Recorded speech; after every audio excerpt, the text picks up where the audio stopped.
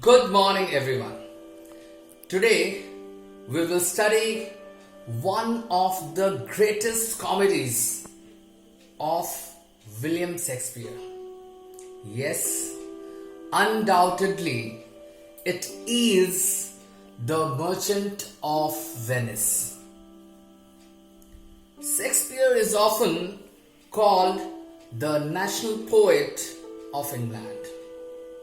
He is considered the greatest dramatist of all time.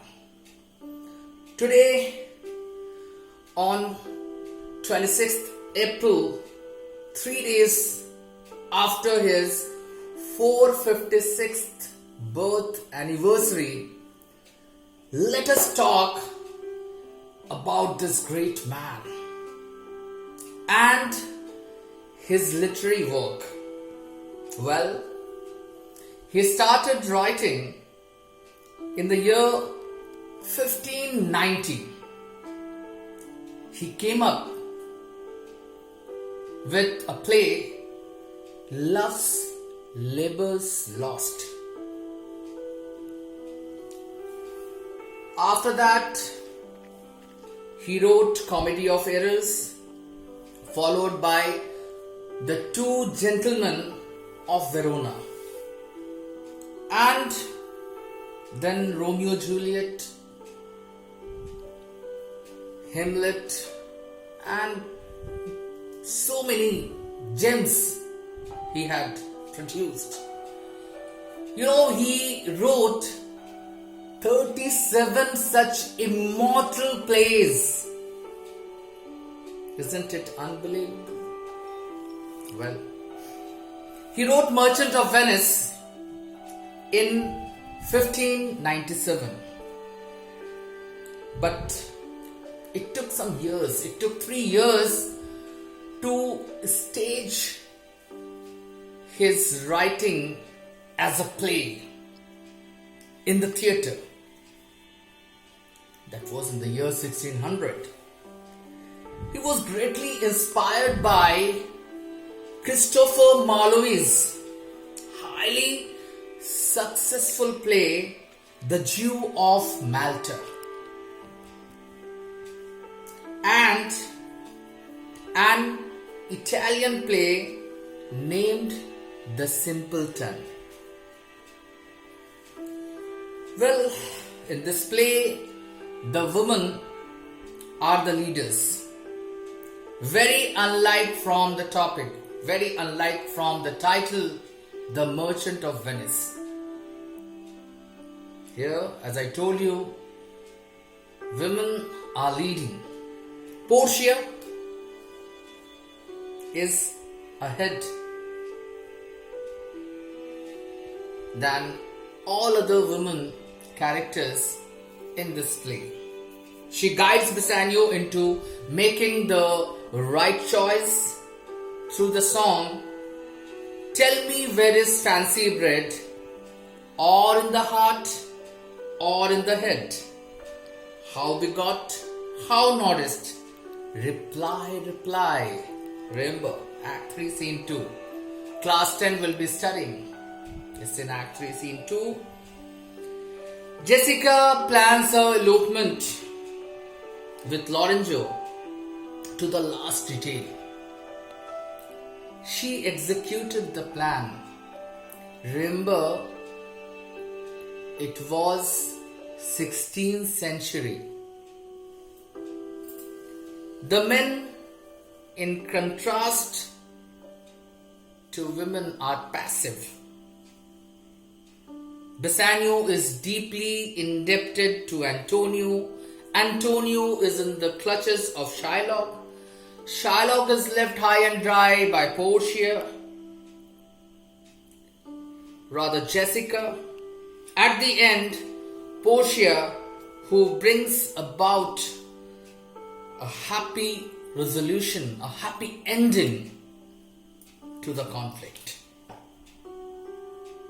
So, some interesting facts I'd like to share with you all about Merchant of Venice. When William Shakespeare finished writing this play in 1597. Let's see what was happening in the other part of the world. Korean fleet defeated the Japanese in the Battle of Myeonggang. It's northwestern part of East China Sea. It's the same year in January, same year 1597 in January, Maharana Pratap passed away in India. One more unbelievable fact about this great dramatist was when he was busy writing this comedy, he was facing the worst crisis of his life. His only son, Hamnet, he passed away. In this play, Portia was said to be a rich heiress, and the reality was, even after 300 years of Shakespeare's death, the women were not given any right, especially the European women. I'm talking here about European women. They are not given any right to their or anyone's property. Right. Only the queens and the royal family, they were exempted from this law. Right. So, before we start this interesting play, let's talk about the character. Talk about some important characters of the play. Portia comes first in my mind. She is intelligent, has great strength and integrity. Physically, she is a little taller than the general European girls. Her loyalty to her father is unquestionable. Kindness and generosity is flowing in her heart. She is sympathetic and wise. So, she is brimming with love and boundless generosity. Next, that comes in my mind is Shylock. He is malicious. He takes the wrongs done to his nation, to his tribe personally. He is a greedy man, एक लालची इंसान, मक्कार, धूर्त, खुदगर्ज, his bundle of negativity, very cruel and avaricious.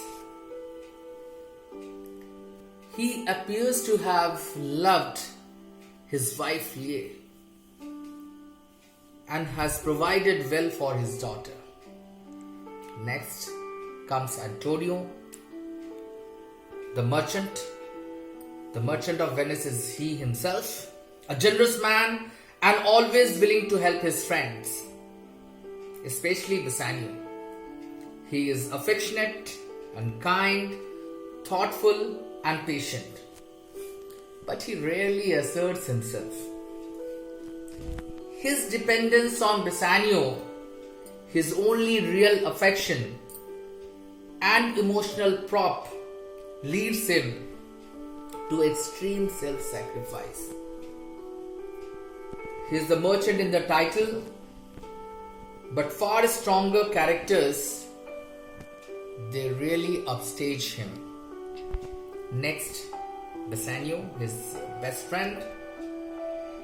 He also does not make a powerful impact on the reader, although he has a handsome, a charming personality, a scholar and a soldier, idle in the Elizabethan era. But he leaves no lasting impression. He is an extravagant man, compulsive spender, and has run into heavy debt. Okay. He tells Lancelot that he is about to enter the service of a poor gentleman. He is very down to the earth person, and he even does not keep any secret about his well off to Portia. He discloses her. He confesses before her that he borrowed money and he rates himself worse than nothing. Gratiano is a comparatively stagnant or flat character, consistently shown as boisterous but humorous, friendly, and very talkative in nature. Nerissa is more of a companion and confidant than a maid to Portia. She is well spoken, intelligent, and very quick-witted. Her sense of humor nicely complements that of Portia. Now, a quick look of the syllabus which class 9th will be studying. Well, Merchant of Venice is divided in 5 acts. 5 acts. And in 5 acts, 20 scenes are there. And it is overall 2,622 lines. Standard 9 is going to study till Act 3, Scene 1, which is 1,298 lines of this play. And the remaining 1,322 lines they will be studying from class 10. Class 10 will be studying from Act 3, Scene 2. And it will end in Act 5, Scene 1. Act 1 has 3 scenes. Act 2, 9. Act 3, 5 scenes. Act 4, 2 scenes. And Act 5, 1 scene. Overall it has 20 scenes. And all the scenes are very interesting, are very gripping. You will really enjoy studying with me. Act 4, Scene 1 is the longest scene, and Act 2, Scene 2 is the smallest one. So, see you in my next video with the implication, with the new interest of the scene in The Merchant of Venice. Till then, stay safe.